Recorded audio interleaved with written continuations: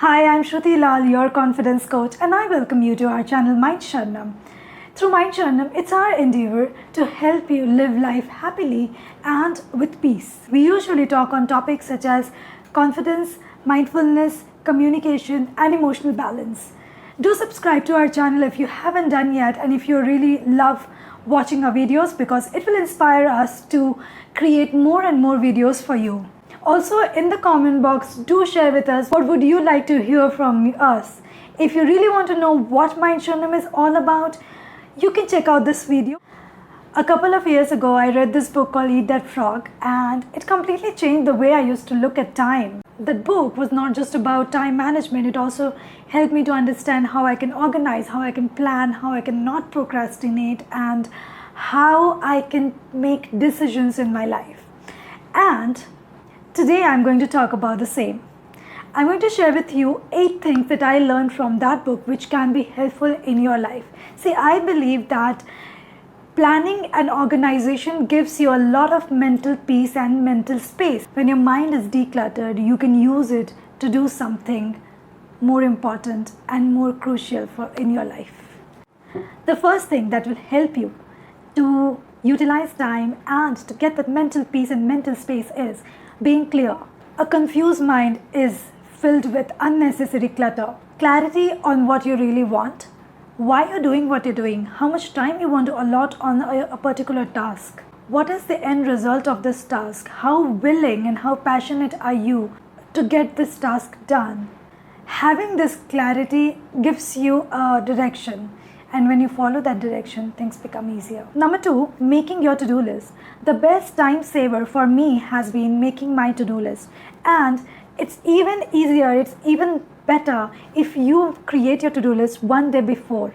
Like when you go to sleep, just write down what are the things that you're going to do tomorrow. And if it is possible, just try to gather all the resources that you will be required and keep it at one place. Tomorrow when you wake up, all you need to do is just go ahead and do the task. For example, if today I'm shooting this video, if I have my equipments ready, if I have my content ready, if I know where I have to shoot my video, everything is perfectly ready. So today, all I need to do is just sit and get ready and shoot my video. See how easy it is when you have already planned things. Now, third interesting point that opened my eyes wide was 80-20 rule. So it is said that 20% of your tasks in your to-do list accounts for 80% of your result. Now, what does that mean? So, for example, you are a business owner. You will have different set of work in your to-do list, right? For example, you have 5 set of work like workout, email check, following up with a potential customer, team meeting, and getting home early. Now, from a business standpoint, following up with your potential customer is going to give you the best result for your business because it's going to get you the revenue. That's why in your to-do list, that is the thing that you need to do first. If you do that first, most of your task has already been done. Oh my God, believe me, this book was amazing. Now, another interesting concept was number 4, which is creative procrastination. He says that, everyone is going to procrastinate no matter what. If I'm shooting this video for you, then I'm procrastinating on my other tasks. If you're watching this video right now, you are procrastinating on your other task. So which means that we procrastinate no matter what on something or the other. So if we know that we are always going to procrastinate, then why not procrastinate in a creative way? And how do we do that? It's very easy. It's done by prioritizing your tasks. There are 2 different types of tasks. Number 1, you have high value tasks that's going to give you more value, that's going to be more productive for you, that's going to give you more results, outcome which is beneficial for you. And there are low value tasks that's just going to suck your energy and going to waste your time. So you need to club your everyday task into high value task and low value task, and you need to prioritize which one is going to give me more outcome, and I will do that and procrastinate on the task that's low value task. For example, for me, shooting this video is a high value task because I'm doing this for you, and watching a Netflix movie is a low value task as of right now because that's not going to give me anything right now. Another interesting way how we waste our time is by trying to be perfect. That brings me to my 5th point for today, which is avoiding perfectionism.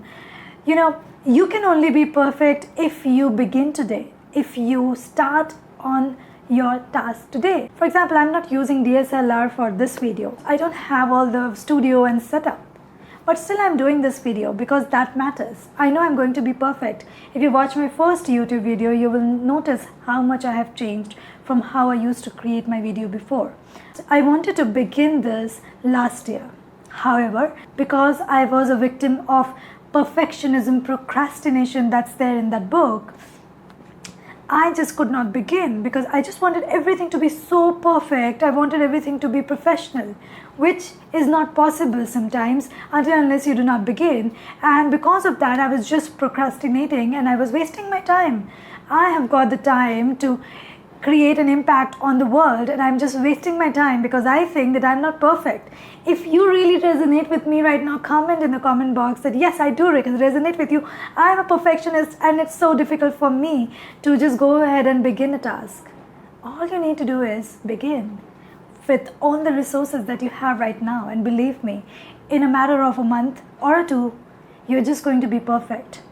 You're going to figure out how to make it more better. Sixth is consider the consequences. Whatever activity you're doing right now, this task, this activity that you're doing, is it going to give you something better or it's just wasting your time? So when you know the consequence of the activity that you are spending your time in, you realize that, okay, this is something that I really don't want to do. I cannot afford to do it. For example, tomorrow if you have an interview and today you're just wasting your time watching a movie, watching like series of movie, obviously if you know the consequence of it, you would just want to stop watching the movie and start preparing for your interview. So always try to see the bigger picture, and when you see the bigger picture, you're able to make amendments today. When you make amendments today, you're creating a better tomorrow for yourself. The seventh lesson from that book was stop technical time drain. So it's all about the technology that we're using today. We are glued to the technology, right?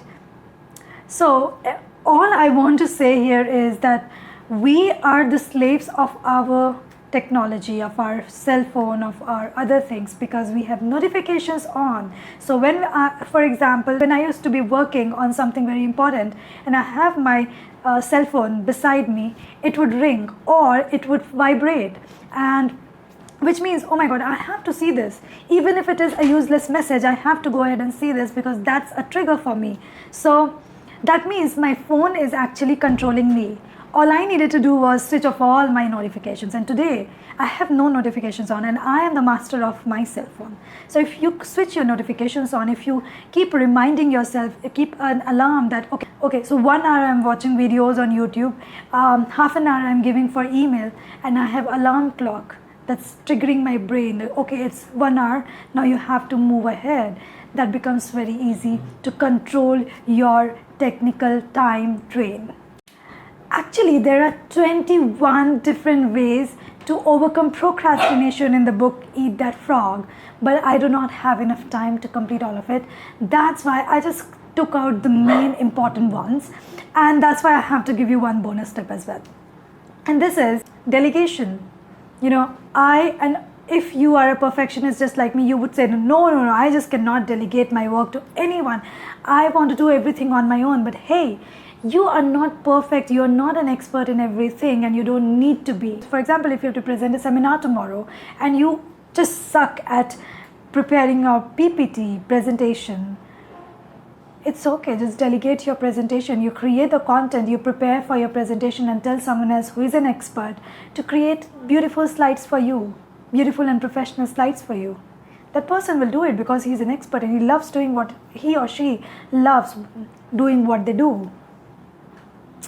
And that way you are saving a lot of your time. So these are some of the 8 learnings that I found very useful from the book Eat That Frog. So if you haven't read the book, I remind you to read it. Keep following us, keep sharing, and subscribe to our channel. We will see you in next video on Friday.